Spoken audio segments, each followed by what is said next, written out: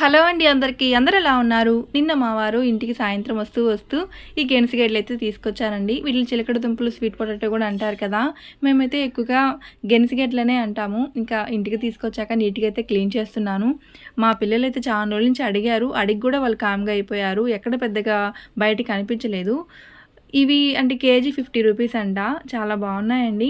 ఇంకేందంటే సడన్‌గా మా వారు తీసుకురావడం, మా పిల్లలైతే చాలా హ్యాపీ ఫీల్ అయ్యారు. ఇంకా వాళ్ళు స్కూల్ నుంచి వచ్చే లోపల ఉడకబెట్టేద్దామని చెప్పి ఒక 20 మినిట్స్ లావుగా ఉండేటివి కింద పెట్టి, సన్నగా ఉండేటివి అయితే నేను పైన పెట్టాను. ఒక చిన్న ముక్క కూడా నేను తీసుకొని తిన్నానండి. పచ్చివి కూడా చాలా బావుంటాయి. చిన్నప్పుడు బాగా తినేదాన్ని పచ్చివి. మీరెవరైనా తిన్నారా పచ్చివి? ఇవి కాల్చుకొని తింటే కూడా బావుంటాయన్నమాట. ఇంకా వాటిలతో పాటు ఇట్లా వేరుశనగకాయలు కూడా తీసుకొచ్చారు. ఇవి ఇంకొక రోజు కూడా మంచిగా ఉడకబెట్టుకొని తినేయొచ్చు కదా! మా పిల్లలు స్కూల్ నుంచి వచ్చాక చూసారా ఎంత మా చిన్నోడైతే చాలా హ్యాపీ. ఇద్దరు కూడా మా చిన్నోడు, పెద్దోడు కూడా చాలా రోజులైందండి ఇవి తిని కూడా. చాలా మంచిది కూడా. మనం ఎప్పుడైనా సరే దొరికినప్పుడు ఖచ్చితంగా తీసుకొని తినాలి కొనుక్కొని. ఇంకా ఉడకబెట్టేసాక బయట తీసి పెట్టాను. ఇవి వేడిగా ఉన్నప్పుడు కన్నా బాగా చల్లారాక తింటే వీటిలో స్వీట్ అనేది బాగా తెలుస్తది. అంటే కొంచెం గట్టిగా ఉండేటివైతే ఉడకలేదండి. మళ్ళీ పెట్టయితే నేను ఉడకబెట్టాననమాట. ఫస్టు సన్నగా ఉండేటివి తొందరగా ఉడికిపోతాయి.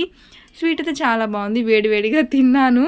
బాగున్నాయండి. ఈ వీడియో నచ్చితే లైక్ చేయండి. Bye friends. మీ పిల్లలు తింటారా ఇవన్నీ?